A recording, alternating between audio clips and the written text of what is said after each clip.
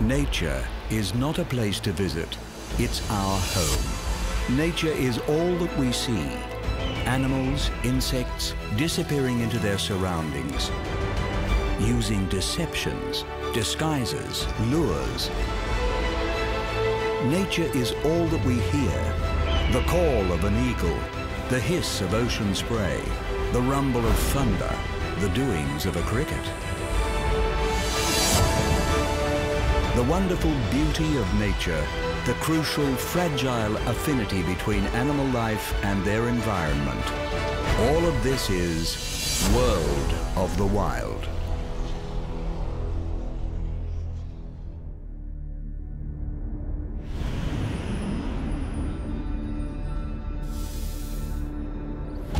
The vast plains of central North America.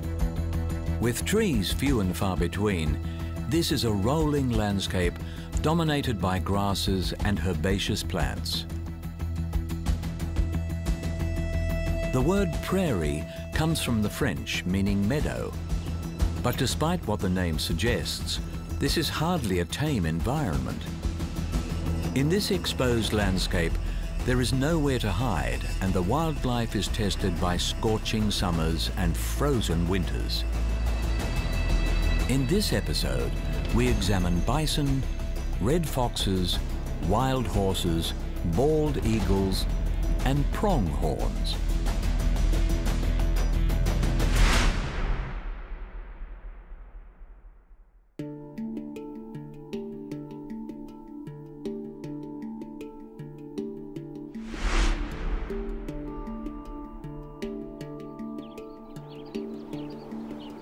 Across the broad reach of America's Great Plains, there is one iconic animal that conjures both the heroic legends and violent history of the prairie: the bison. The largest land animal in the Americas, the bison is often referred to as buffalo, due to their resemblance to their bovid cousins in Africa and Asia. Feared and celebrated, hunted and worshipped, the American bison is synonymous with its grassland environment.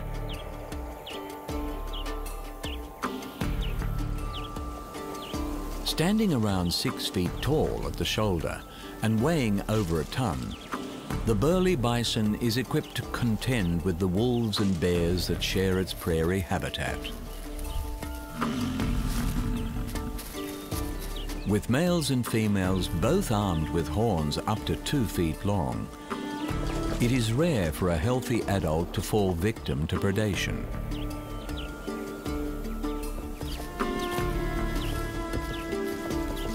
For all their size, bison can move with surprising speed.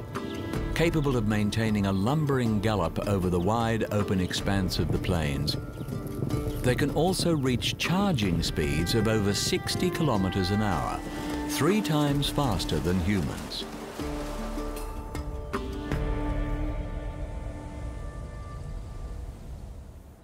While often appearing docile, bison have an unpredictably ferocious temperament, and in many parts of modern America, they account for more injuries to humans than bears.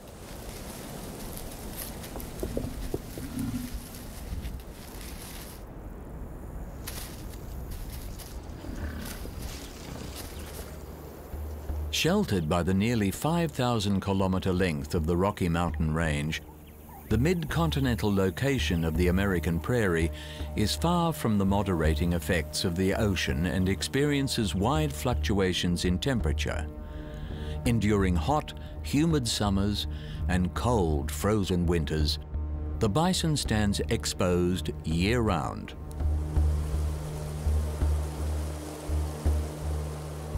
The bison's remarkable fur coat is the key adaptation to its survival against the elements of the Great Plains. Ironically, it was the demand for bison coats that almost led to their demise, seeing the species hunted close to extinction in the late 19th century. During the winter months, bison sport a thick mane-like coat which so effectively retains heat against their bodies that snow can settle on their outer hairs without melting. The distinctive hump of the bison is also an adaptation to their grassland habitat. During the harsh prairie winters, bison use their muscular humps to swing their heavy-boned heads back and forth.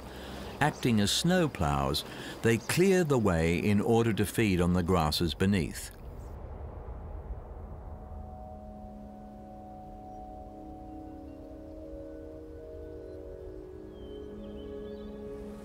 Once roaming the huge expanse of the American prairie in their tens of millions, during the 1800s, bisons were tragically overhunted for their meat and hides, taking the species to the brink of extinction.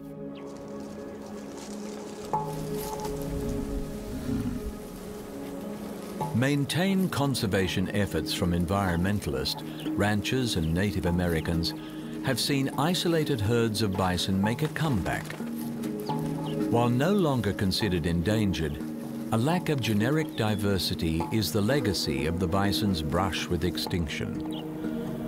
Today, efforts are being made to expand conservation herds further into their traditional lands in order to protect the bison into the future.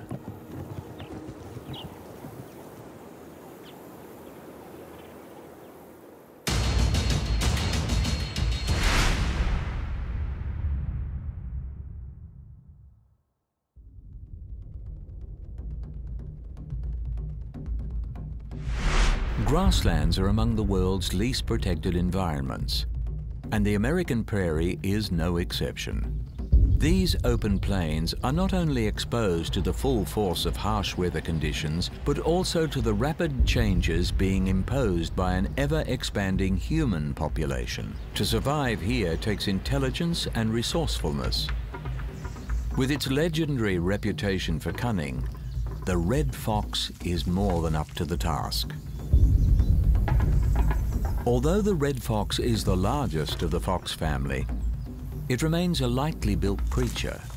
As such, the fox is vulnerable to other stronger prairie predators, including wolves, coyotes, and eagles. But the fox's light build grants it a nimbleness that it turns to its advantage.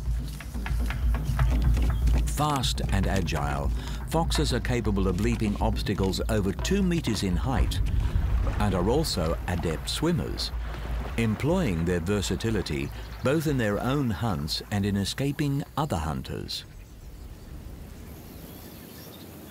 The fox family unit is an important part of their success in the wild. The responsibility for looking after the young is shared between the parents and the older children, reinforcing social bonds while allowing the parents the time they need to hunt and provide.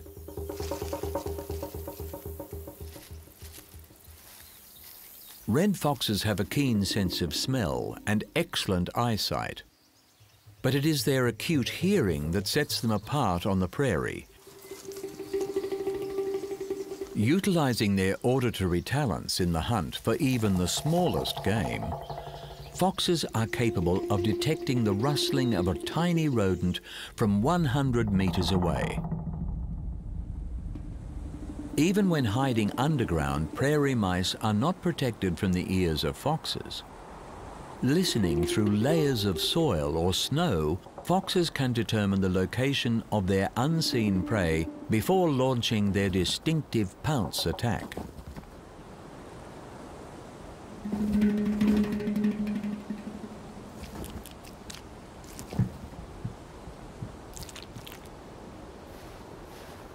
The red fox's characteristic bushy tail is an important adaptation to their open plains habitat.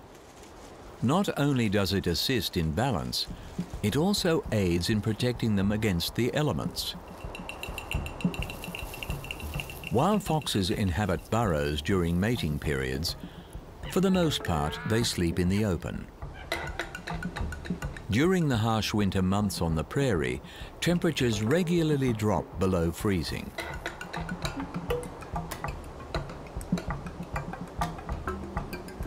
But by wrapping themselves in their densely furred tails, foxes are able to maintain their body temperature even when sleeping on snow.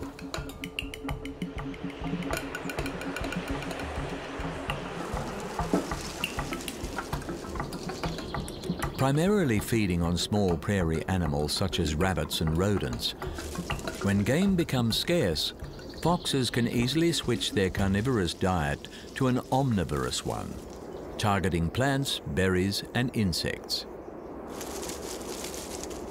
Foxes are also forward planning, storing food to see them through the lean times. And by managing multiple small cache across their territories, foxes protect themselves against catastrophic losses from raiding animals. Incredibly adaptable creatures, the fox is able to adjust to environmental changes in a way that few other animals can match.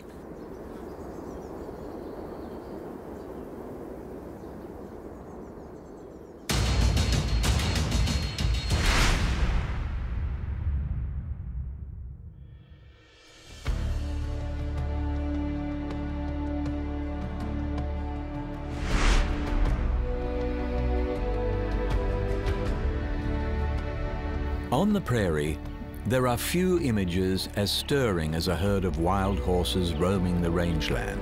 Considered living symbols of the pioneering spirit of the West, the history of this animal and its connection with the landscape goes back much further.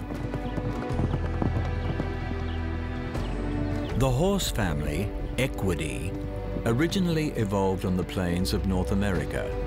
However, after the last ice age, the changing climate and the arrival of human hunters resulted in horses dying out on the continent. Fortunately, the horse had spread to Asia, Africa, and Europe, saving the species from extinction. And it was from Europe that horses eventually returned to America, after an absence of many thousands of years. Today, wild horses occupy much of the United States, with the abundant grasses of the prairie making it a preferred rangeland. They are known as mustangs. Opinion is divided as to whether these creatures are true wild horses or feral animals artificially introduced to the environment. While the domestication of horses has altered the species, from a biological standpoint, many scientists view the Mustang as the modern return of an ancient plains animal. Although adult horses have no natural predators across the plains, horses have evolved as prey animals and prefer to live in the safety of herds.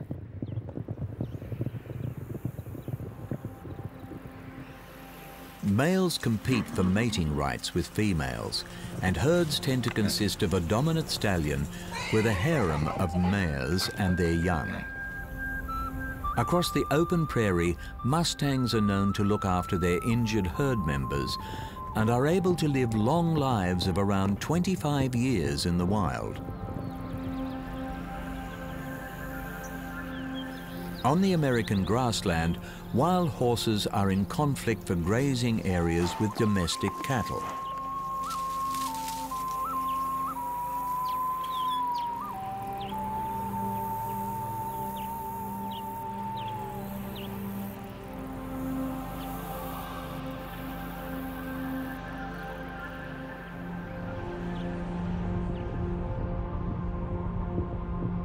With a faster digestion rate, horses must consume more forage than cattle, but can obtain sufficient nutrition from poorer quality food sources,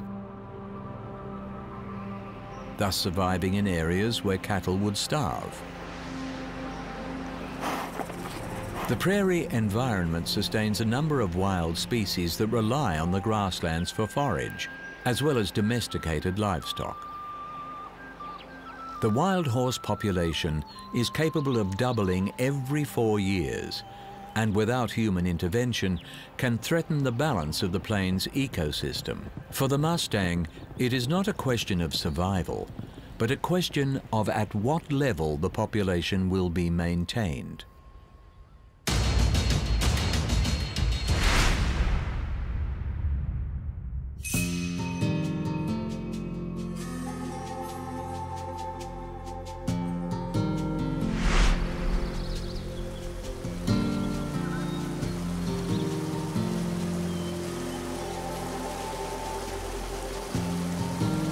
From above, the true scale and immensity of this grassland environment becomes apparent. Ruling the skies above the prairie is the symbolic animal of the United States of America, the bald eagle.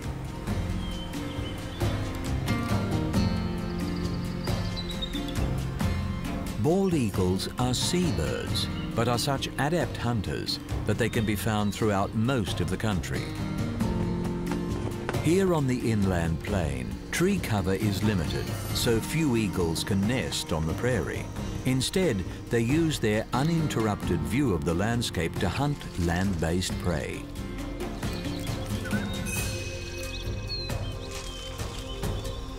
In ancient times, this grassland was covered by a shallow inland sea.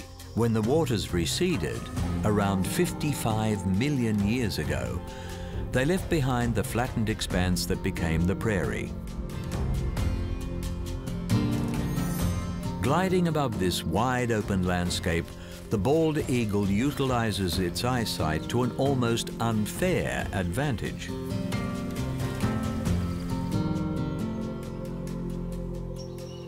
With eyes almost as big as humans, the bald eagle is thought to see the world with a sharpness at least 4 times better than ours. A transparent inner eyelid slides across the eye every few seconds, wiping it free of dirt. Dual centers of focus allow eagles to see forward and sideways at the same time. Hovering hundreds of meters over the exposed terrain, the eagle is granted unimpeded views of all the activity below. And on a landscape this broad, little can escape the eagle's eye.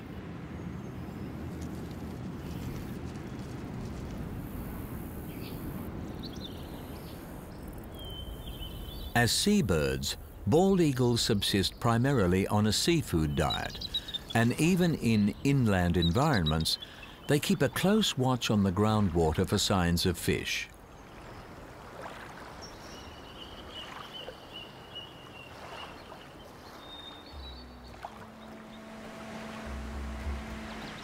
Diving from above with speeds over 150 kilometers an hour, bald eagles dispatch their quarry with their highly developed talons, immobilizing prey with a grip strength 10 times greater than that of a human. The bald eagle finishes the job by sinking its hind claws into the victim's vital organs.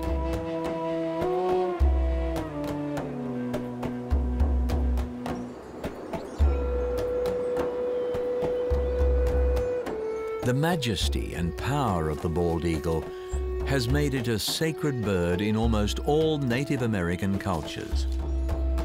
For the Plains Indians who inhabit the prairie region of the United States, the bald eagle features prominently in their ceremonial sun dance. During the ritual, a medicine man waves a fan of eagle feathers from the sick tribe members to the sky, so that the eagle may carry their prayers for healing to the Creator. The bald eagle's distribution throughout the United States is a conservation success story, with the species returning from the brink of domestic extinction. Hunting and habitat loss played a role, but the biggest culprit was the pesticide DDT, which caused sterilization of birds or eggs too brittle for brooding parents to sit on. A coordinated conservation effort across North America, as well as the banning of DDT, prevented the birds from disappearing from the United States altogether.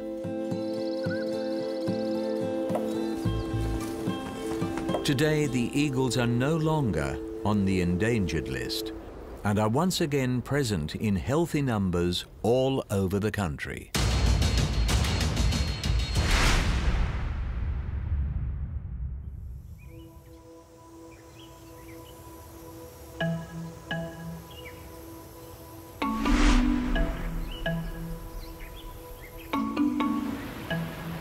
In the world of the wild, survival of the fittest is a fact of life. Here on the open plains of the prairie, One species has taken this motto quite literally. Often referred to as American antelope, pronghorns are hoofed mammals native to the grasslands of North America. But despite their antelope-like appearance, pronghorns are actually more closely related to giraffes.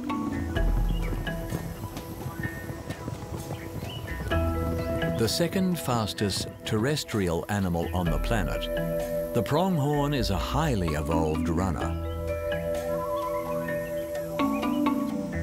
The prairie predators can only stand and watch as their would-be snack is running away. With top speeds estimated to be around 90 kilometers an hour, pronghorns can comfortably hold a half-paced gallop for miles on end.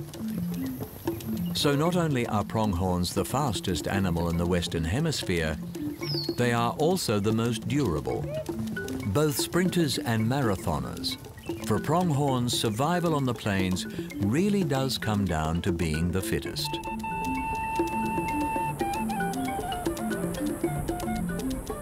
The fleet-footed pronghorn has a range of adaptations that allow for such speed across the expansive terrain of the prairie. A light bone structure and a short coat of hollow hair means that the pronghorn is lightweight. Cushioned toes on their hooves act as shock absorbers, and an enlarged heart, lungs and windpipe allow extra air to be taken into the body while running.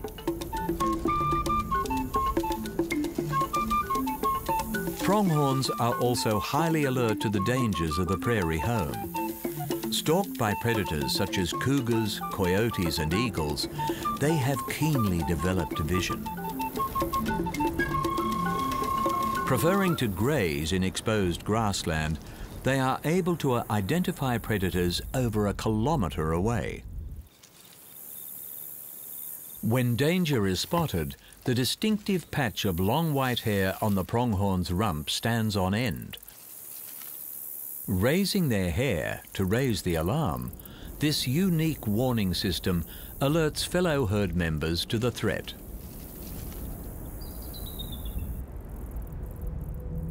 The question of why the pronghorn is so much faster than the carnivores that roam the prairie has puzzled researchers. Being able to outrun your pursuers is one thing, but leaving them this far behind seems excessive. The answer lies in the distant past. Fossilized remains of an extinct cat species known as the American cheetah has led researchers to believe that around 10,000 years ago, the prairie was home to much faster carnivores. The hypothesis is that the pronghorn evolved its speed in response to these super-fast cats. And while the American cheetah is long extinct, the pronghorn continues to run without rival on the modern prairie.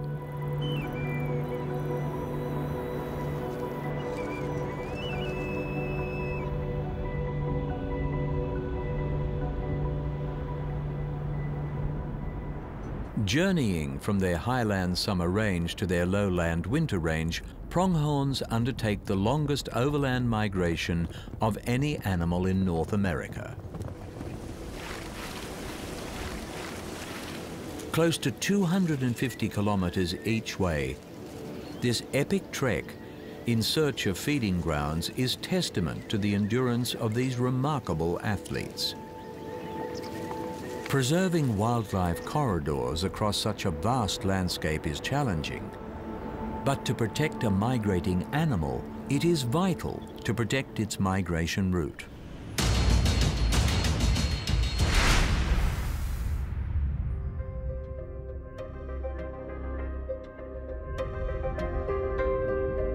The flat, seemingly endless grassland of the prairie is a unique ecosystem inhabited by a diversity of life. In this episode, we have explored bison, red foxes, wild horses, bald eagles, and pronghorns. Once covering most of North America, since European settlement, the prairie has been much reduced. and today is considered one of the least protected environments in the United States. Conservation and regeneration efforts are gaining momentum. And success stories, such as the bison and bald eagles, are proving the worth of such endeavours. This work must continue and grow in order to preserve this cherished landscape as one of the wonders of the world of the wild.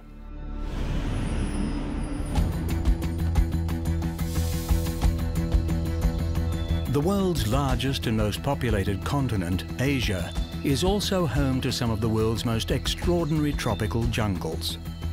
From the evergreen lowland ranges to the cool cloud forests of the mountain regions, there are areas of jungle habitat here dating back over 100 million years.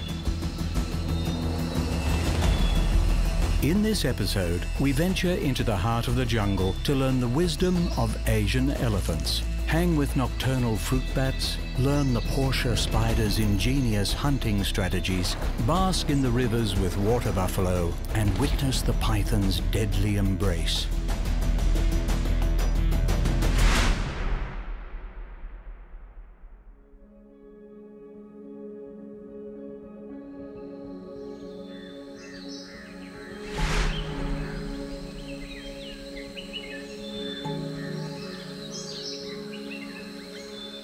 Revered for centuries in Asia, with important roles in religion and culture across the continent, elephants are an iconic inhabitant of the Asian jungle.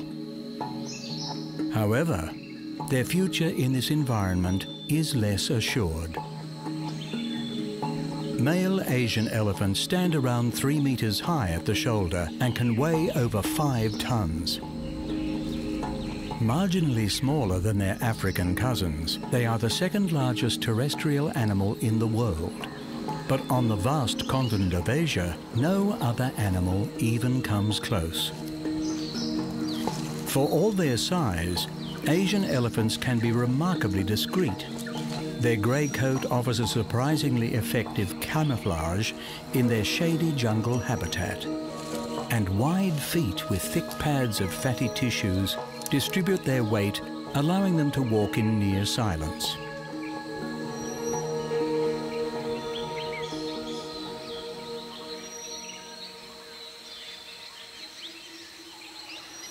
Unlike their African counterparts, most female Asian elephants lack tusks, and so do some males. However, on both continents, poaching for black market ivory as well as meat and leather continues to be a threat.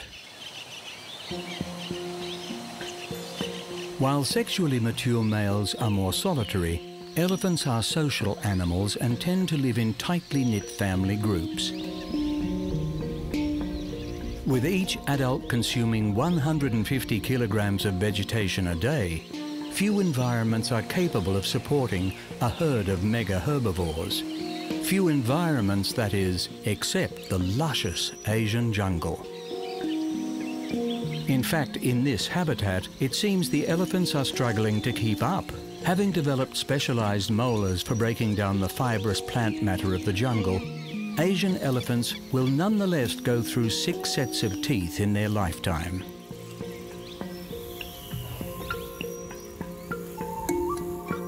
Unfortunately, cultivated crops, such as bananas and rice, are also favored foods for elephants, bringing them into conflict with farmers.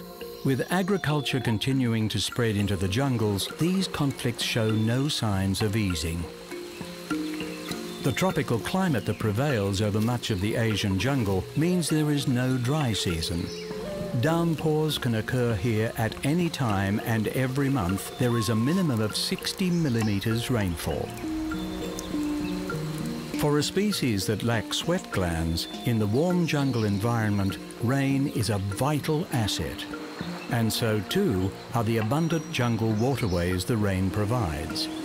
Requiring over 100 litres of water a day, more if bathing, elephants are never found far from a water source. And with the jungle's reliable network of streams, creeks and rivers, they never have to be. With such a huge surface area of skin, water is crucial for elephants to cool themselves. But their frequent visits to the jungle waterways are also valuable in reinforcing social bonds.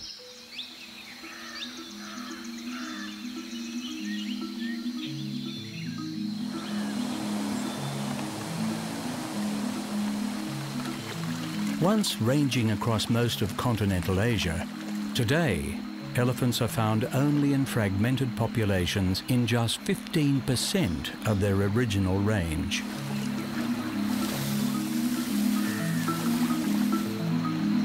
Cut off from their ancient migratory routes by human settlement and infrastructure, habitat loss is the elephant's greatest threat. Nature reserves and replanting programs are helping offset the degradation of the elephant's habitat, but a more unified effort is required to protect the jungles and allow this colossus to once again thrive across the continent.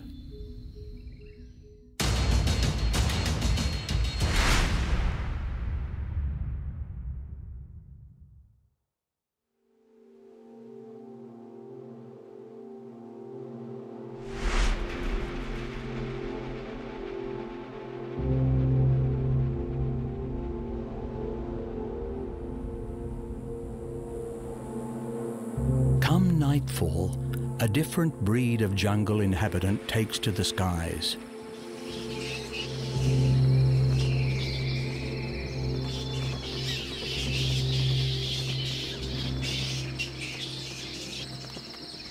High above the dangers of the jungle floor, fruit bats dedicate their days to an inverted form of rest and relaxation. Hanging by their toes for hours on end, bats have developed specialized tendons that allow them to cling to their roosts without expending energy. Despite having free rein over the jungle skies, fruit bats are highly social animals. Preferring to remain in close proximity to one another, they roost and feed in dense congregations. Commonly known as flying foxes for their fox-like faces, fruit bats are among the largest bat varieties in the world. Some species boasting weights of up to 1.6 kilograms and wingspans over 1.5 meters wide, they are properly known as megabats. With a wide distribution, megabat populations can be found in parts of the Mediterranean, Africa and Australia, with the greatest range of species found in Asia. The only mammals capable of flying, the majority of bats are hunters, feeding on insects and small animals. But the jungles of Asia offer many food sources, and the fruit bat has adapted to feed exclusively on the abundance of fruit varieties that grow here.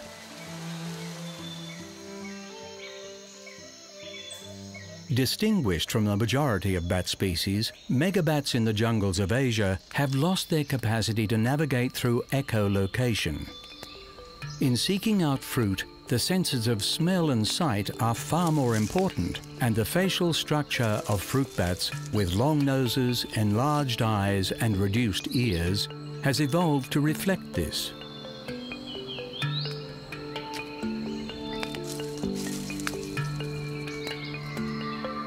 With teeth adapted to bite through hard fruit skins, megabats often won't consume the entire fruit, preferring to suck the energy-rich juices inside. Their primarily liquid diet aids in their rapid digestive system, and consuming over twice their body weight in a single night, fruit bats process their feeds quickly so that they remain light enough to fly.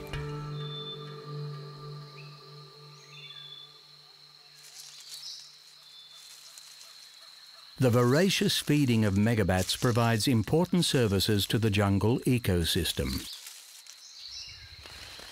Flying from tree to tree, grains of pollen are distributed via the bat's fur, allowing the vital process of pollination to take place. Fruit seeds are also distributed through their nutritionally rich excrement, some of which will take root on the jungle floor and grow into new fruit trees.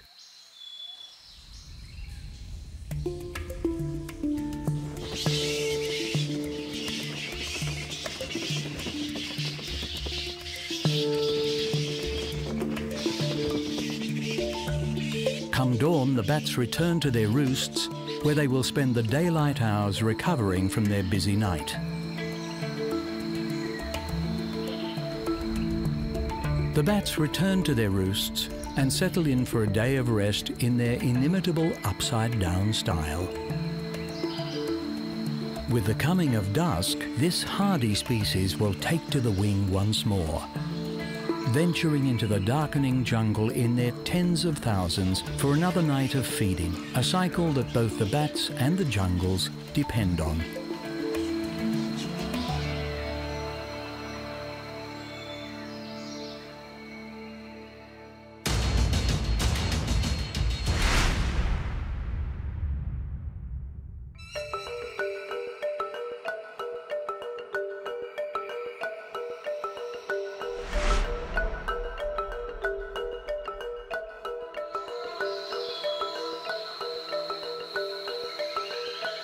The bountiful jungles of Asia are crawling with life, not all of which is obvious at first glance.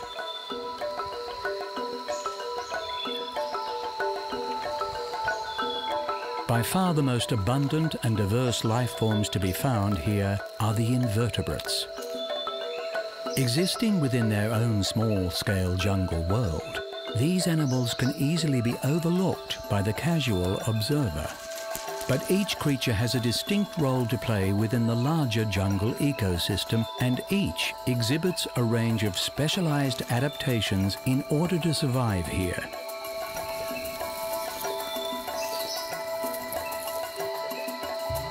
Occupying a unique place in this complex web of life is the Portia spider, which has adapted to outwit and feed upon their own kind.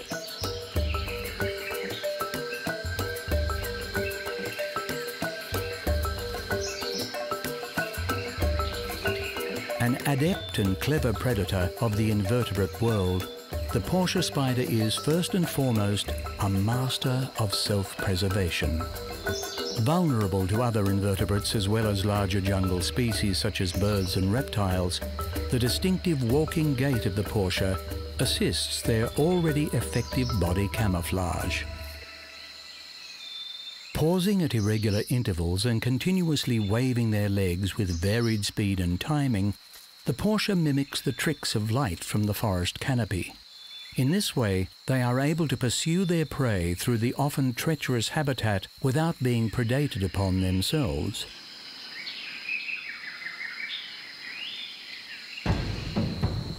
With their favorite food source being the other spiders of the jungle, Portias are noted for their intelligent range of hunting tactics and problem-solving abilities, traits more commonly associated with much larger creatures.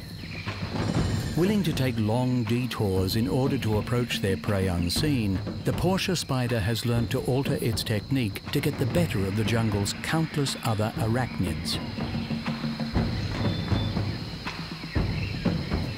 Tiptoeing on the webs of other spiders, the Portia will disguise the vibrations it creates by timing its approach to coincide with the gentle gusts of the breeze.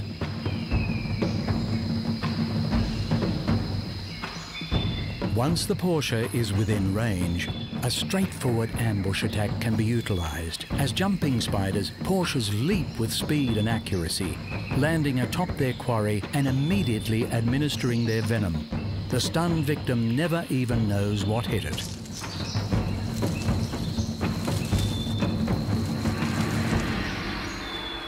This brutal and effective surprise attack allows the canny Portia spider to feed on fellow arachnids up to twice its own size.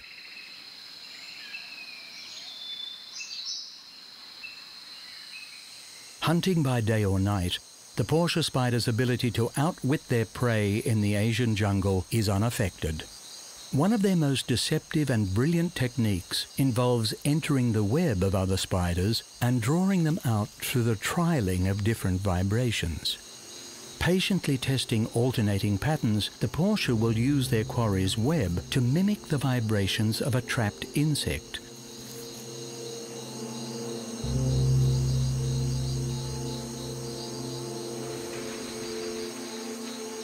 Until their prey makes the fatal mistake of coming to investigate. As long as their habitat and fellow spiders remain undisturbed, this smart and adaptable creature will continue to thrive.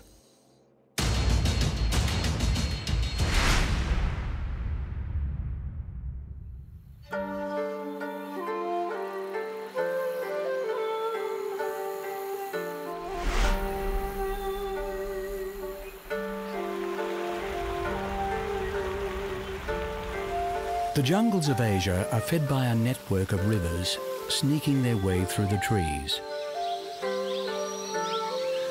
It is these waterways that shape the jungle landscape and the life that inhabits it. Never far from the water, the aptly named Asian water buffalo inhabits the swamps and wet grasslands that the jungle river ecosystem supports.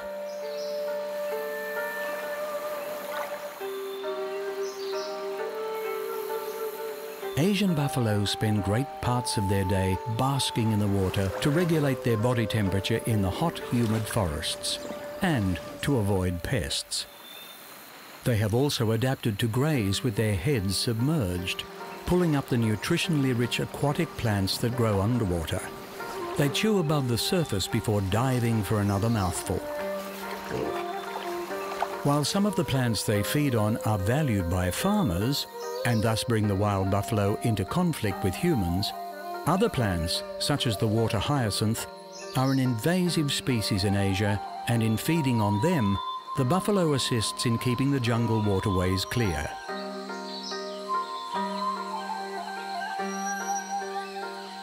Hybrids of wild and domesticated varieties are more commonly encountered in the jungle and display a range of physical characteristics. Weighing well over a ton and standing nearly 2 meters tall, Asian buffalo are amongst the largest of the Bovidae family. Their distinctive horns, however, are bigger than any living bovid species. Thick-based and spreading up to 2 meters wide, these massive horns are sported by both males and females and can be used in fighting, self-defense, and most frequently, in creating mud holes in the ground.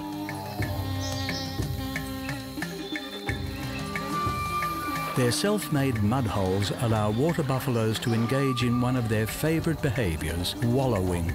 By rolling about in the sludge, Asian buffalo are able to coat themselves in a thick layer of mud, not only keeping them cool, but protecting their skin from the ravages of the sun and jungle parasites. When parasites do set in, the buffalo have developed a symbiotic relationship with several species of jungle bird. Allowing their winged friends free rein, the birds are granted an easy meal, while the buffalo is relieved of the ticks and mites that cling to their coats. Domesticated and selectively bred over thousands of years, the water buffalo is today the most depended upon domestic animal in the world, providing labour as well as meat and milk. But it is their domestication and the ever-expanding imprint of agriculture in the jungle regions that threatens to wipe out the true wild buffalo.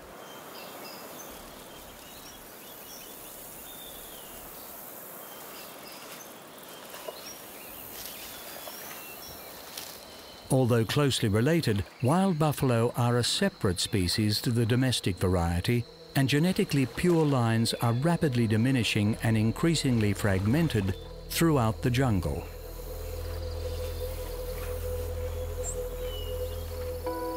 It is believed there are still sufficient numbers to support genetic diversity into the future, but preserving enough jungle habitat and keeping hybrid varieties from contaminating the pure lines are significant challenges that remain for this endangered species.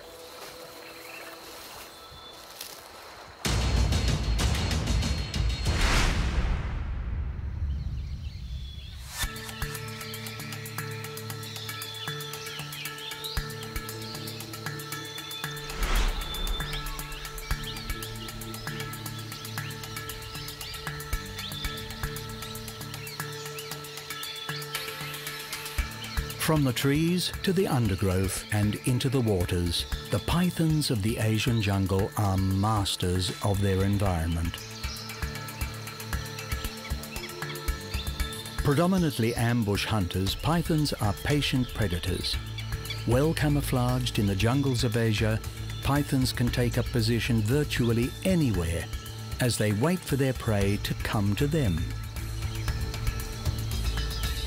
While all snakes are descended from a venomous ancestor, the python family has lost its ability to produce venom. Instead, pythons utilize their long, muscular bodies to wrap their victims in a constrictive embrace, opting for suffocation over poison.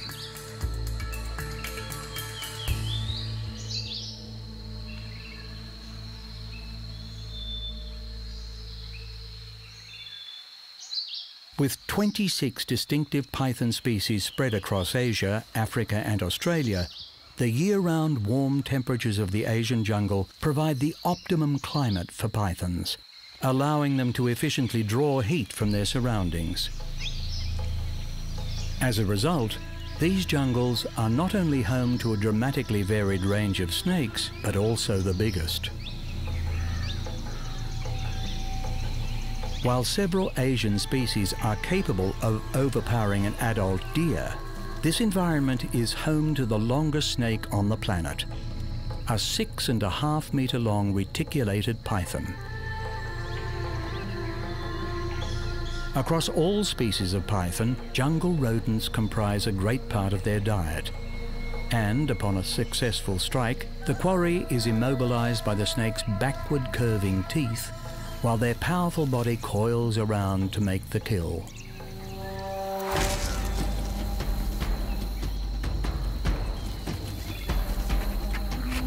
Swallowing their meals whole, the python's free-floating jaw allows it to slowly work its mouth around the victim's body, slathering it in saliva and assist its passage into the stomach, where it will be digested over the course of days or even weeks.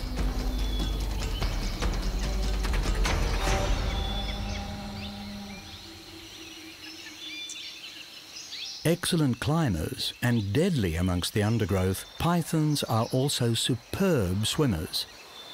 With much of the Asian jungle crossed by rivers and wetlands, these snakes are granted free rein over their habitat, accounting for their wide distribution throughout the jungle.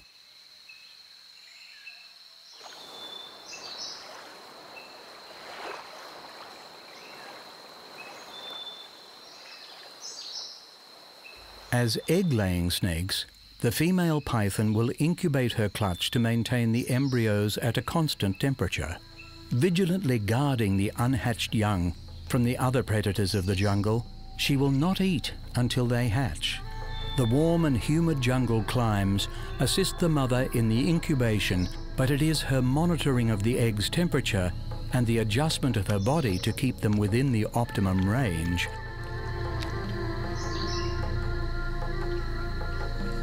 Left to fend for themselves, these young snakes not only face the natural threats of the jungle, but man-made hazards as well.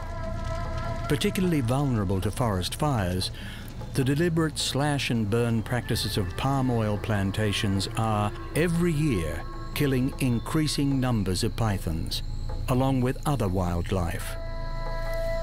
Until these practices are stamped out, the future of these snakes and the environment they have so successfully adapted to remains at risk.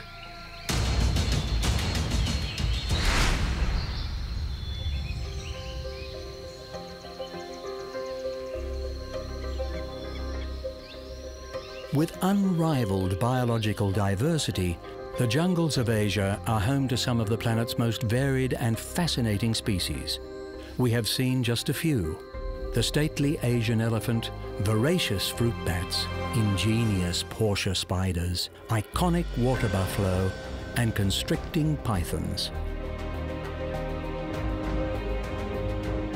As the most populated continent continues to expand, the jungles of Asia are among the most rapidly disappearing habitats on Earth. With deforestation threatening to wipe them out, Agriculture and palm oil plantations demand vast areas of land, and logging operations, both legal and illegal, continue to ravage the jungles as well as the wildlife that depends on them. From the unsustainable profits of industry to continued benefits of conservation, the jungles of Asia are to be saved.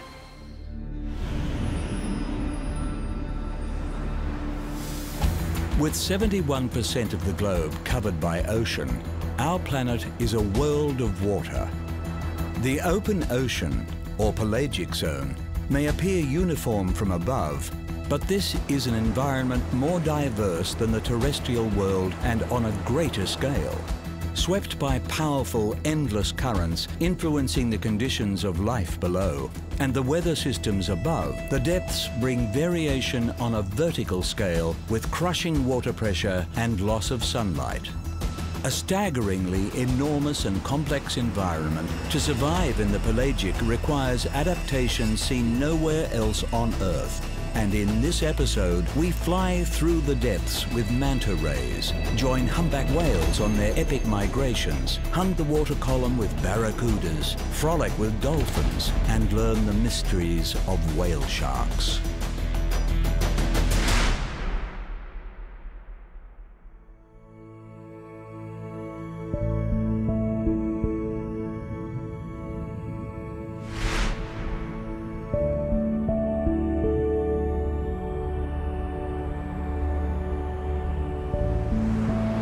Life in the pelagic is one of constant motion. Gliding gracefully through the seas on their outstretched wings, manta rays are among the most elegant and mysterious of the ocean's travelers.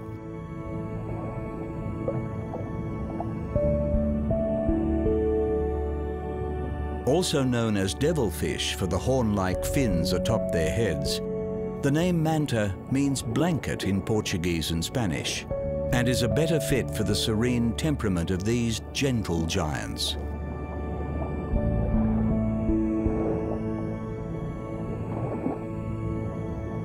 Secretive creatures, science has only recently recognized two separate species of manta rays, a smaller breed tending to occupy coastal waters, and the giant oceanic mantas that make their home in the pelagic.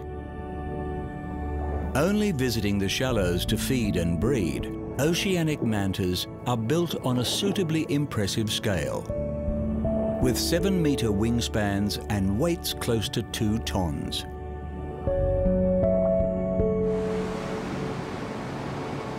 The oceanic manta's migratory patterns are poorly understood, but they are known to cover vast distances throughout temperate and tropical waters. Traveling alone or in large groups, when moving over deep water, mantas run a straight course on a constant pace, efficiently propelled by the powerful beats of their enlarged pectoral fins.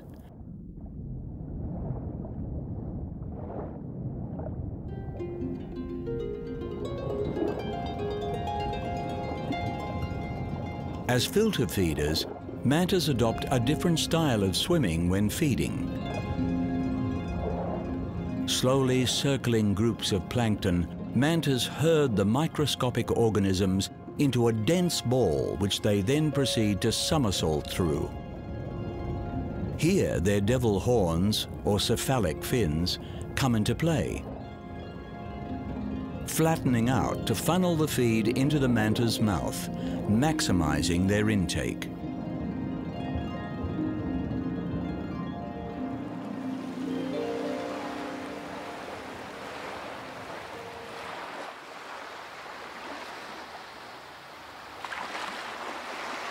Mantas have the highest brain to body weight ratio of any fish in the ocean. Although little is known about the manta ray brain, it is surrounded by a network of blood vessels that maintain it at a constant temperature.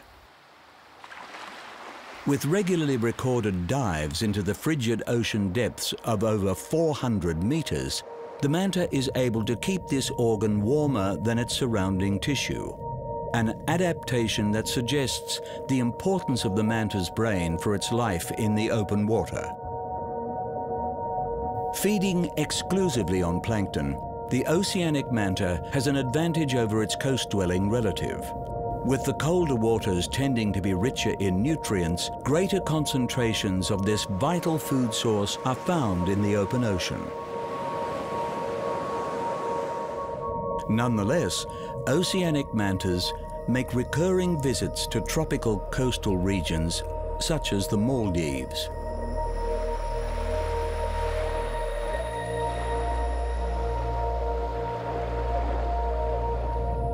At certain times of the year, these waters play host to gatherings of both oceanic and coastal mantas, numbering in their thousands.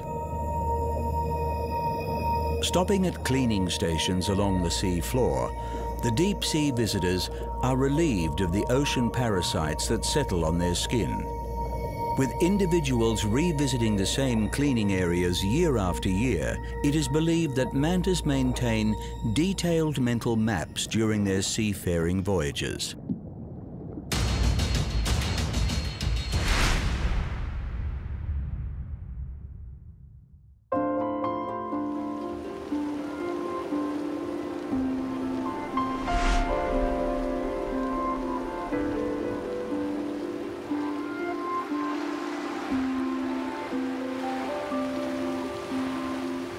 Crossing and recrossing the enormous breadth of the open ocean on its yearly migrations, the tireless humpback whale is both a mystery to science and a master of the high seas. With adults reaching lengths of over 15 meters and weights of 36 tons, the giant humpback fears few of the predators that lurk in the ocean depths. Found in all the world's oceans, these migratory cetaceans make their gentle passage from north to south annually, covering a staggering 25,000 kilometers a year. Known as tubercles, the distinctive golf ball-sized bumps concentrated around humpback whales' heads are a mystery to science. Highly sensitive appendages, theories for their purpose range from picking up the electromagnetic fields to gauging the density of prey species as the whales swim through them. With no proven answer, the reason humpbacks have evolved such enhanced sensory organs remains as mysterious as the waters they traverse.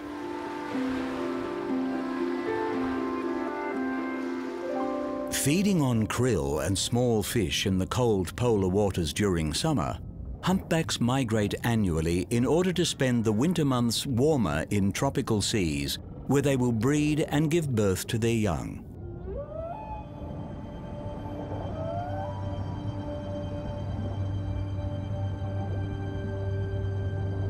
For the first 6 months of the calf's life, it will nurse from its mother, and the two will be inseparable.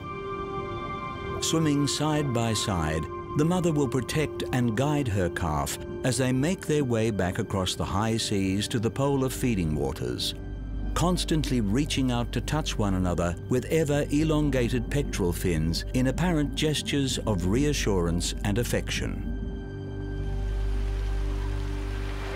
With proportionally the longest fins of any cetacean, humpbacks are granted surprising agility in herding and pursuing prey.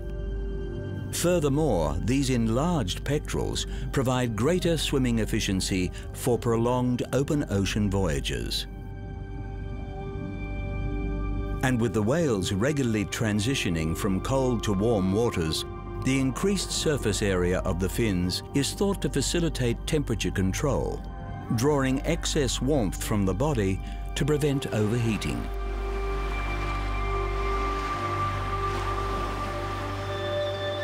With average traveling speeds of around 10 kilometers an hour, humpbacks are capable of bursts of over 25 and are famed for their acrobatic surface displays. Breaching sees the humpback lift its tremendous bulk from the water before splashing down with terrific force. Like so much about these whales, the reason behind this exuberant behaviour is uncertain. It may be a form of social display to other whales, a method of cleaning parasites from their bodies, or it could simply be the whales having fun. Hunted by humans since the 18th century, it was the introduction of the explosive harpoon that came to devastate the species in the late 19th. With the humpbacked population estimated to have fallen by 90%, they were taken to the brink of extinction before a ban on commercial humpback whaling was imposed in the 1960s. Today, numbers have recovered, and the open ocean has, for now, retained a healthy population of this wondrous species.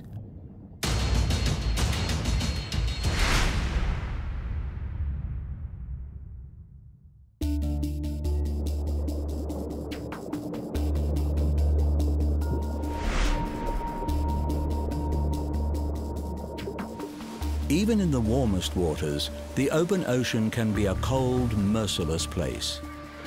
Stalked by equally merciless predators, one species has set itself apart to become known as the tiger of the sea, the barracuda. The sleek, snake-like barracuda is one of the pelagic's apex predators. Growing to over 2 meters in length, aside from killer whales and sharks, the only species ferocious enough to take on a barracuda is another barracuda. Evolved over 50 million years, there are 28 species of barracudas spread across the world's oceans. While they can be found just about everywhere, barracudas display a preference for tropical and subtropical seas, which provide them a greater abundance of prey. Adult barracudas are solitary predators. Ambush hunters, they employ the element of surprise to catch their prey, charging at speeds of over 40 kilometers an hour. Juveniles are easier to spot in the wild as they frequently congregate in schools. While schooling can reduce the amount of food going to each individual, this behavior affords young barracudas a greater degree of protection from predators as they grow and develop their hunting skills. Feeding primarily on other fish, barracudas rely on their acute vision to hunt the challenging pelagic waters. And thanks to their prominent fang-like teeth, prey is generally dispatched efficiently with a single bite.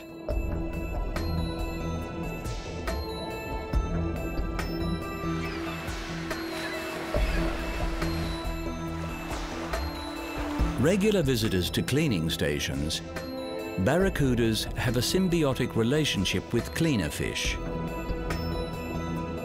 While a fish this size could make an easy snack for a barracuda, both species benefit from a more different arrangement, with the cleaners receiving a free meal and the barracuda a dental hygiene service.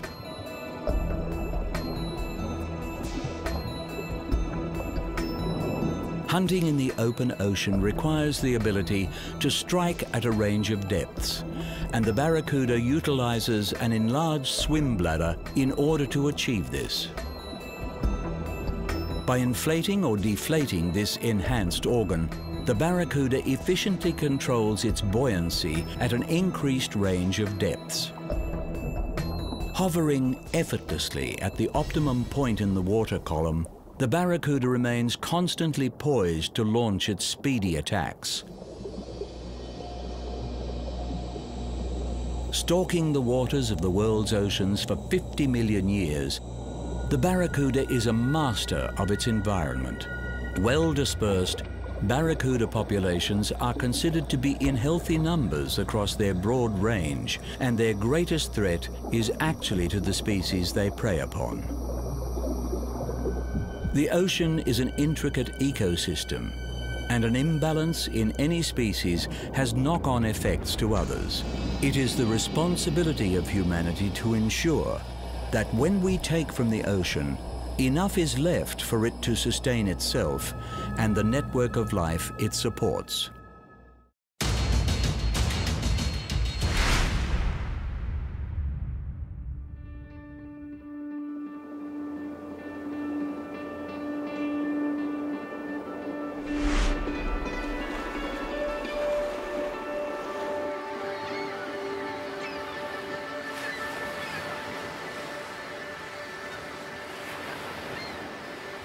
Perhaps the most charismatic of the ocean's inhabitants, dolphins have not only succeeded in their challenging world of the pelagic, but are having fun in the process. Of the 42 species of dolphin, 38 are oceanic. And while most species display a preference for warmer waters with moderate depths, there is not an ocean on Earth in which this versatile animal cannot be found.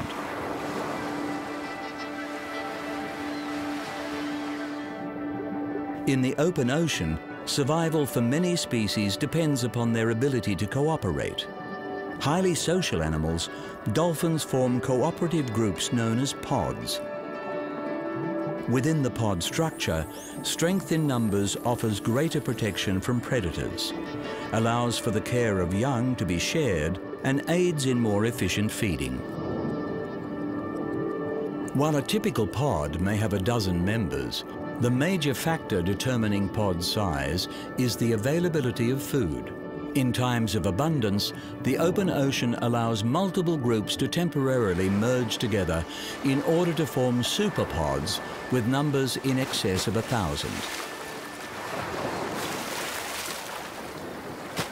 Because visibility in the Earth is an unreliable factor, dolphins do not prioritize their eyesight. In fact, it is not uncommon for a blind dolphin to survive within a pod. Nor is their sense of smell relied upon, with scientists believing dolphins lack olfactory senses altogether.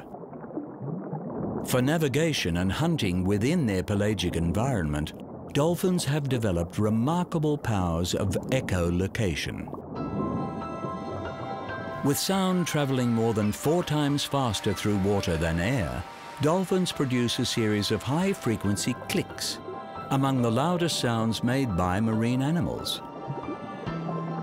A form of sonar, when the clicks strike an object, they bounce a sound wave back to the dolphin, allowing it to accurately detect the object's shape, size, and distance. Feeding primarily on fish and squid, a common feeding behavior sees the dolphin pod work collaboratively to herd the fish into a tight bait ball. Individual pod members then take turns to swim through the ball, snatching fish with their elongated mouths lined with conical teeth. Those that play together stay together, and a significant part of the dolphin's social life appears to revolve around simply having fun.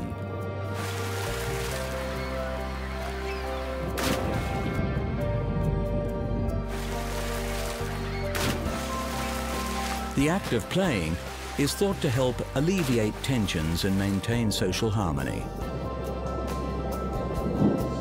Communication is vital to social cohesion, and recent research on bottlenose dolphins has found that they possess signature whistles.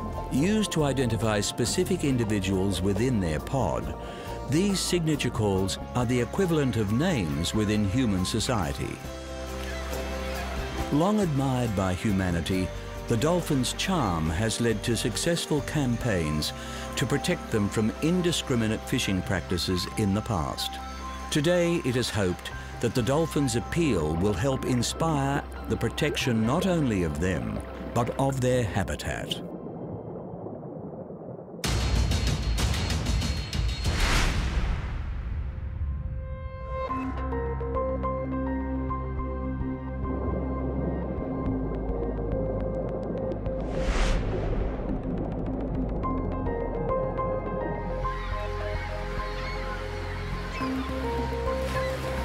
The sheer expanse of the open ocean struck terror into the early seafarers, who ventured beyond sight of land. Believed to be the realm of giants, many myths have been spread about the colossal creatures inhabiting the high seas. One mythical creature that turned out to be real was the whale shark. Whale sharks are the largest fish in the world. And while the largest confirmed specimen measured over 12.5 meters and weighed in at a hefty 21.5 tons, reports of even bigger individuals are common. Accompanied by schools of cleaner fish, which have developed a symbiotic relationship with the whale shark, removing parasites from its body and receiving food and shelter in the process, this giant fish spends most of its mysterious life in the pelagic zone.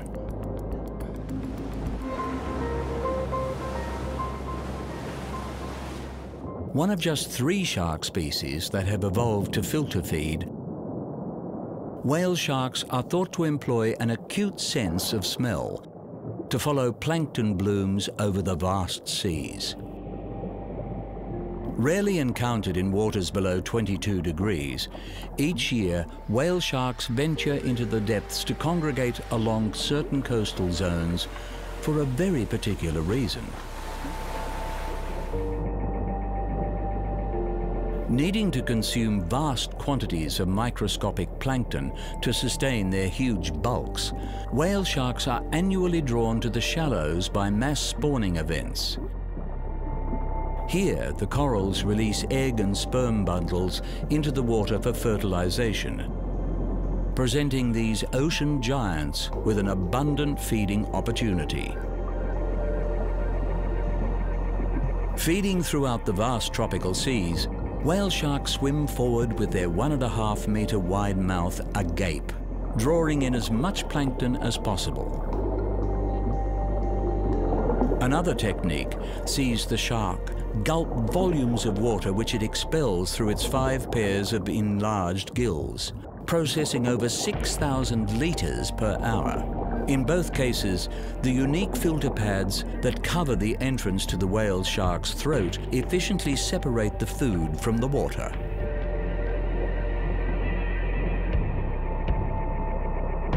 Aside from the scores of cleaner fish that follow their every move, whale sharks are solitary animals. Their regular feeding trips to shore are the only time these creatures have been observed in groups. Scientists suspect that reproduction is a likely factor in these journeys, but whale shark breeding behavior is yet to be documented. In the open ocean, whale sharks have room to grow, and size grants protection from pelagic predators. It also allows the whale shark to store more energy for long-distance travel and for periods when plankton is not abundant.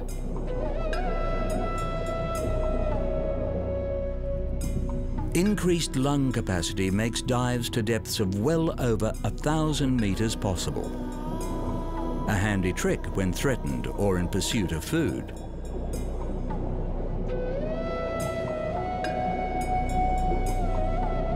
And their increased water processing ability allows them to feed with maximum efficiency. Classed as a vulnerable species, with so much still to be known about this mysterious creature, its future is as uncertain as its present. Making its way back out to disappear into the open ocean, the only sure way to protect the whale shark is to protect the seas themselves.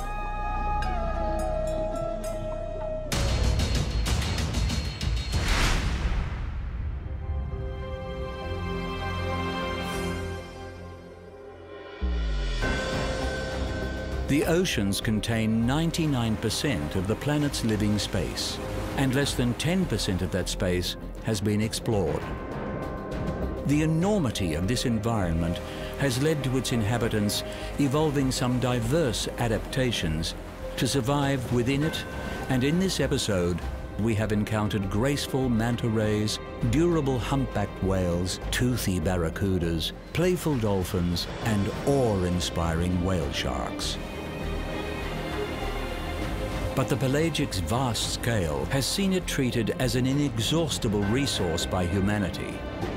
Decades of overfishing, mining, and pollution have degraded this environment and its ability to support life. With our planet dominated by oceans, there is increasing recognition that the health of the waters is vital to the health of the Earth. As protections for this precious yet precarious environment improve, the question is whether we are acting fast enough.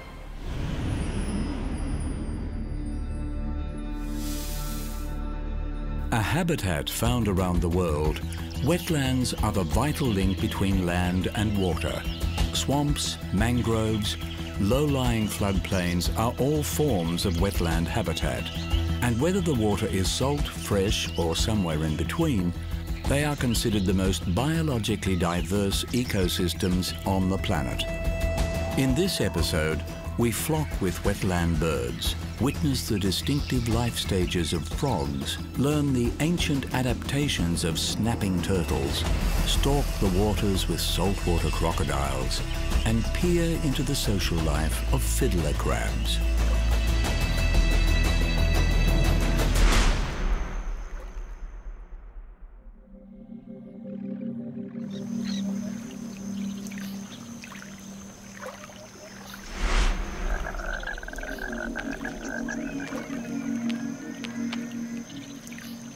An indispensable component of the wetlands ecosystem, the vocal frog also provides this watery habitat with its characteristic soundscape. With nearly 5,000 species spread across every continent except Antarctica, these widely distributed amphibians are not limited to wetlands, but are at their most prolific within them, particularly in the tropics. Warty-skinned or not, there is actually no taxonomic difference between toads and frogs, and they all share the same life cycle. After breeding, frogs lay their eggs in a jelly-like substance in or near the water. Heavily predated upon by wetland snakes and wasps, the developing larvae can detect the vibrations of predators and hatch early to avoid being eaten. Typically in the space of just 24 hours, the tadpoles will metamorphosize into fully fledged frogs. Losing their gills and tail and sprouting 4 legs, they emerge on the surface at the end of the process, almost a different creature entirely.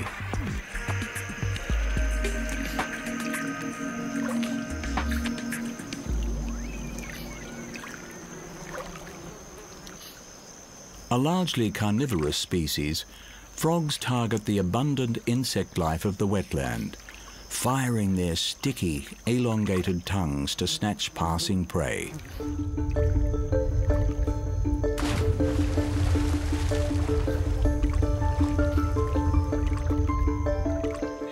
Excellent swimmers, frogs are also adapted to the terrestrial aspect of the wetland, with most species being proficient climbers. And with their heavily muscled hind legs, frogs are, relative to size, the best jumpers of all vertebrates.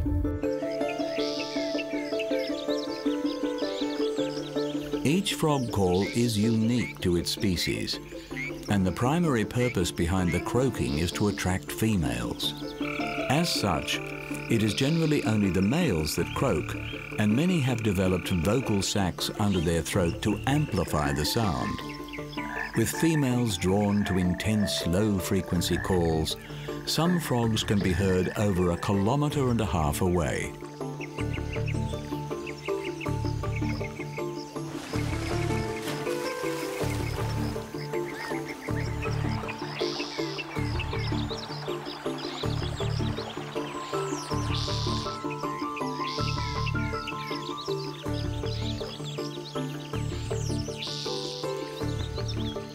Coming in a range of colors and shapes, frog eyes project outward from either side of the head, granting a visual field of almost 360 degrees, a distinct advantage in avoiding the wetland's many predators.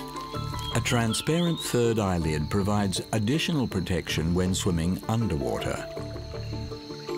As amphibians, frogs are able to respire through their highly permeable skins. This adaptation allows them to breathe underwater, but also makes them susceptible to contamination from their environment.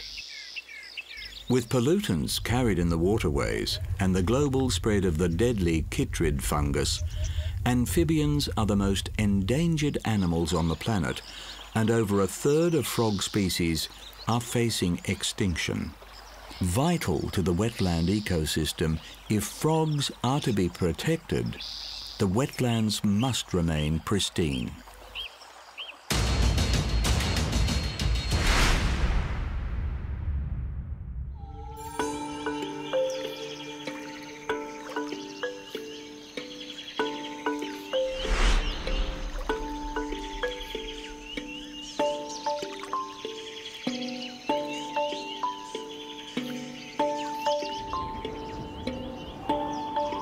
Host to an ever-changing array of feathered residents and visitors in the wetlands, birds bring variety and beauty to an already teeming ecosystem.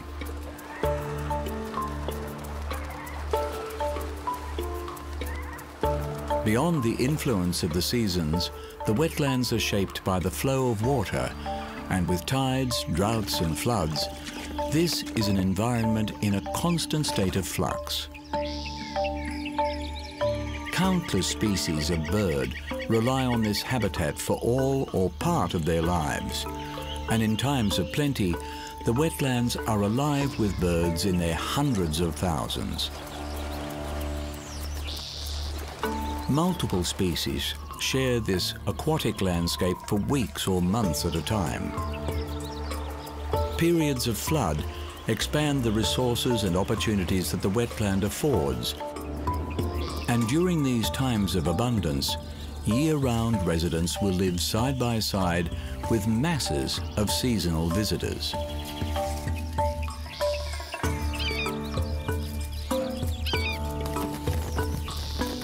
Wading birds exhibit a range of adaptations specialized to this habitat.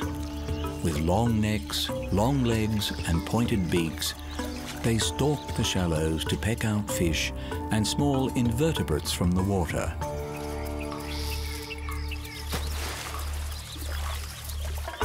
With short legs and broad bills, waterfowl float on the surface, using their web feet to paddle, and then submerge, feeding bottom up on the aquatic plants growing underwater.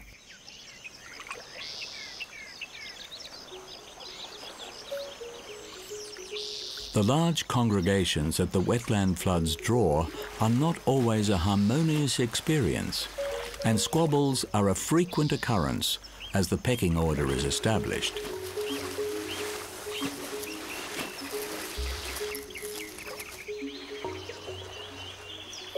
In the still waters of more tropical wetlands, water lilies thrive, and species such as long-toed lily trotters use these as a hunting surface over waters that would otherwise be beyond their reach.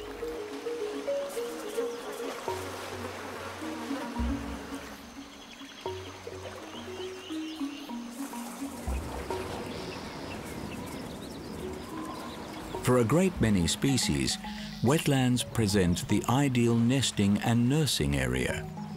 Sheltered and with a plentiful food supply, a variety of birds take advantage of the wetland to establish nesting sites, hatch their young, and teach hatchlings the skills they need to survive in the wild.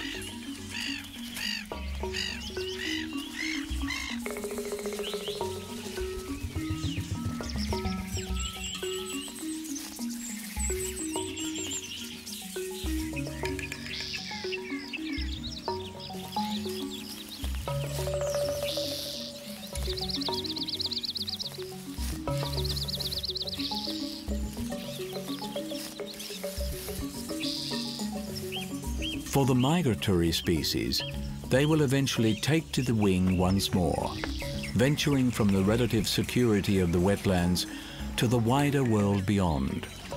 These mass exoduses are among the most spectacular sights in the natural world. Such sights may become increasingly rare as climate change alters the flooding patterns of the wetlands, reducing the amount of bird life they can support. Careful management of the waterways that feed these systems is required to ensure that the waters continue to reach the wetlands and the abundance of bird life continues to flourish.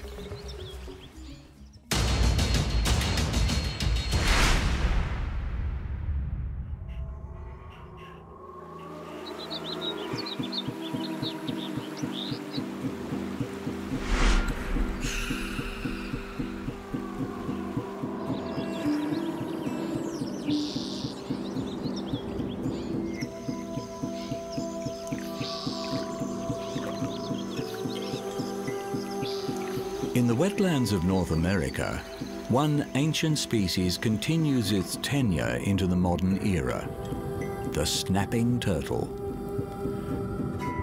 Ranging from the subtropical water systems of the eastern United States to the cooler climes of southeastern Canada, the prehistoric snapping turtle remains perfectly designed for life in the wetlands.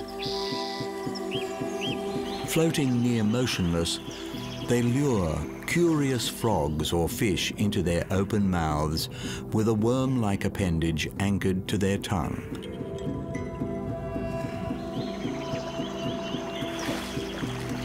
Before snapping their jaws shut on the hapless victim. Flexible and extendable necks grant them a wide strike range when prey isn't quite as close. Omnivorous animals, snapping turtles play an important role in the ecology of the wetland.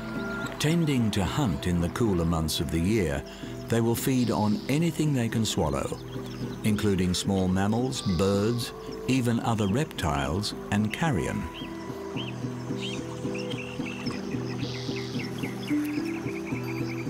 While bears and alligators offer potential threats, adult snapping turtles know few predators in the wild. The lifespan of this creature is poorly understood, but they are estimated to live up to 100 years in favorable conditions. Juvenile turtles are more vulnerable to wetland predators, such as waterbirds and snakes. With a preference for muddy, brackish water, when threatened, snapping turtles will swim for the bottom in order to bury themselves in the sediment. Most at home in the water, snapping turtles can travel extensively over land in search of new habitat or to find suitable nesting sites.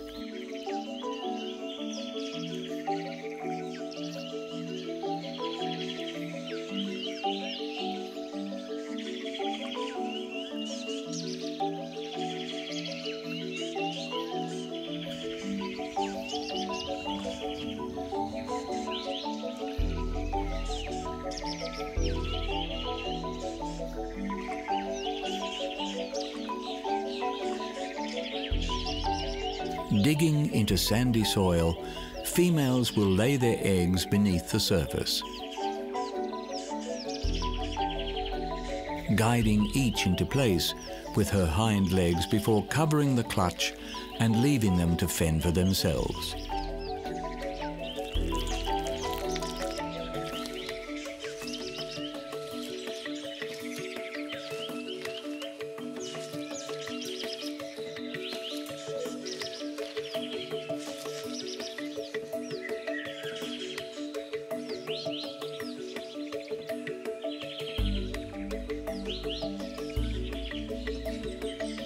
The ancestor of around 80% of today's turtle species, this prehistoric reptile is now threatened by deliberate hunting activities and habitat destruction.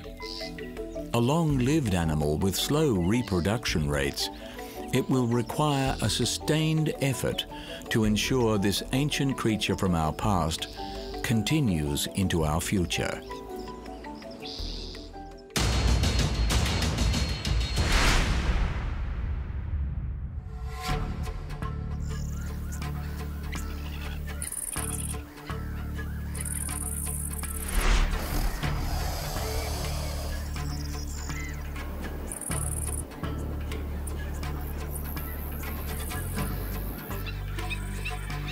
In the world of the wild, every thriving habitat has its predators, and for the wetlands, the top spot is occupied by the saltwater crocodile.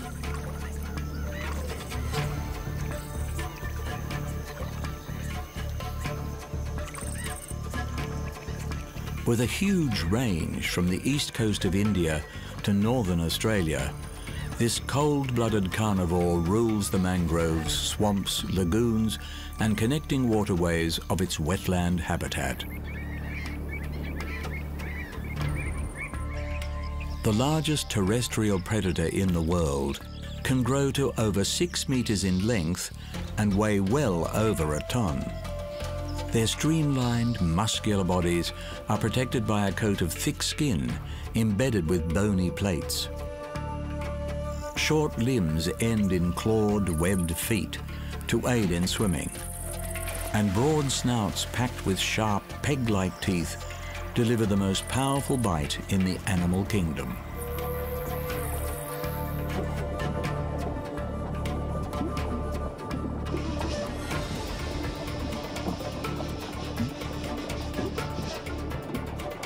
Silently patrolling their territory, they appear much like a piece of floating debris so as not to raise alarm. When prey is known to be in the area, they expel the air from their lungs and sink to the bottom, where they can wait in the perfect attack position for hours without so much as a bubble to hint at their presence. Throughout its tropical and subtropical range, the wet season plays a significant role in this species distribution.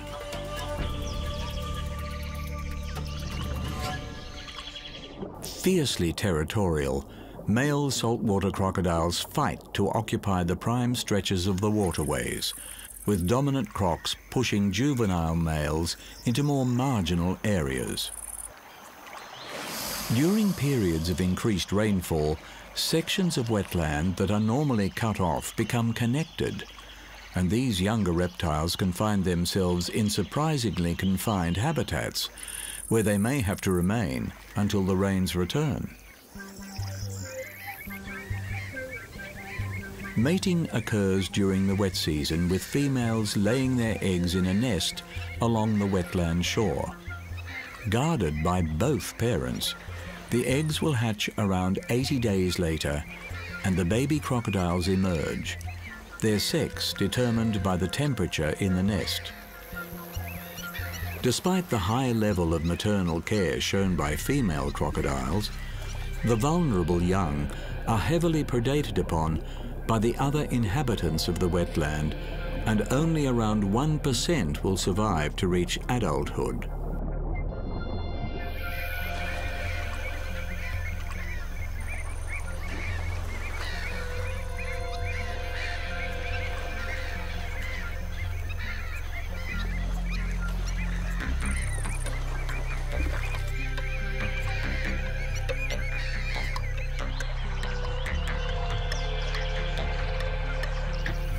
Long extinct in China and more recently through much of Southeast Asia, Australia remains a stronghold for the saltwater crocodile.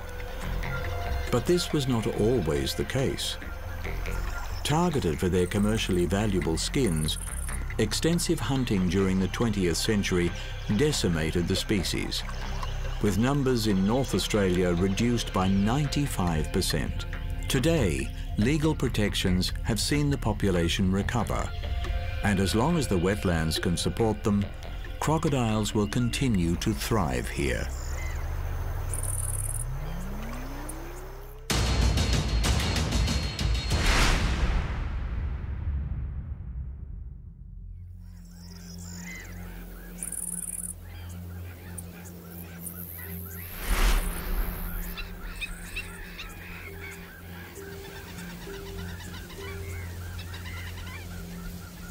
Tides play a crucial role in the wetlands, providing an ever-shifting boundary between the water and the land.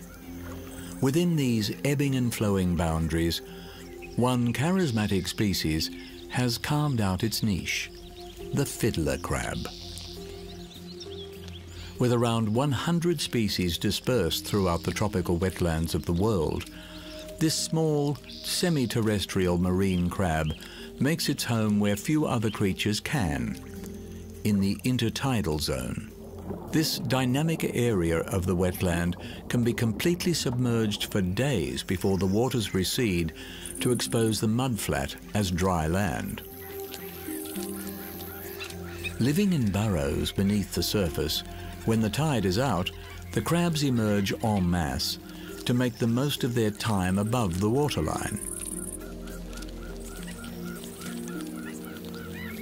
feeding, fighting and breeding in the viable window of opportunity before the tide comes in once more.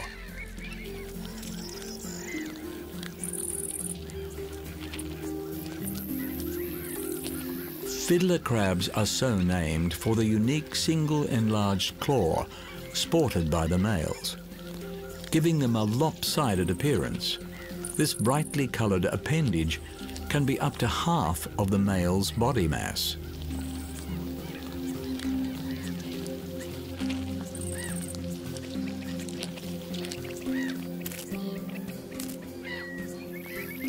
When feeding and cleaning themselves with their more functional smaller claw, male fiddler crabs are thought to take on the motions of a violinist or fiddler at play.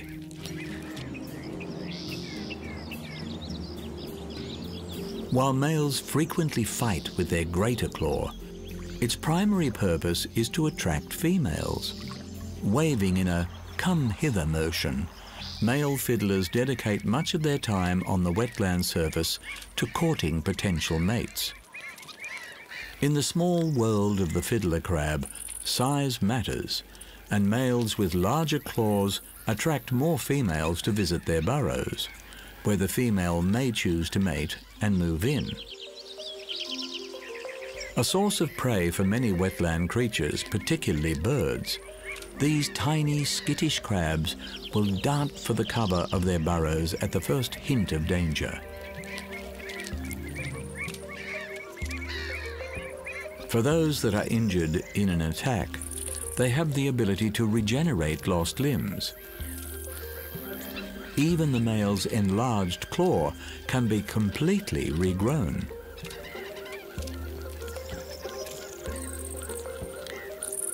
Feeding on the algae and other detritus that the tides deposit on the mudflat, fiddler crabs play a vital role in the wetland ecosystem, sifting through the mud and releasing oxygen bound in its decaying matter.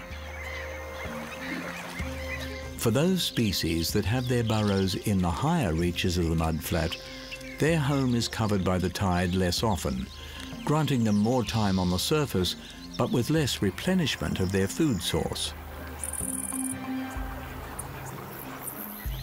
Moving in droves of thousands to the water's edge, they will search for sufficient concentrations of food before returning to their burrows.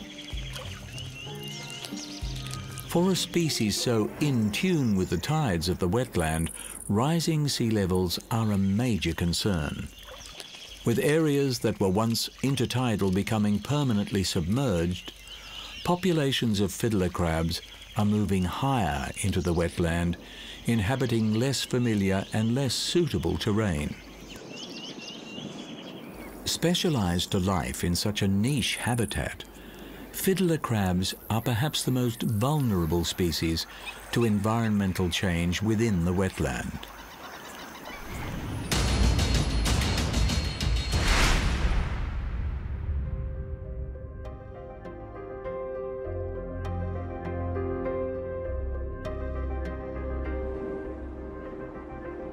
Wetlands support high concentrations of diverse animal species.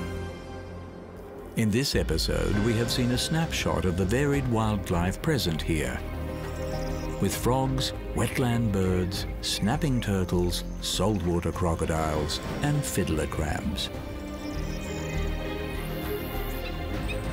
But wetlands are also an environment in peril, viewed as being more valuable for their water and undeveloped land than the ecological service they provide.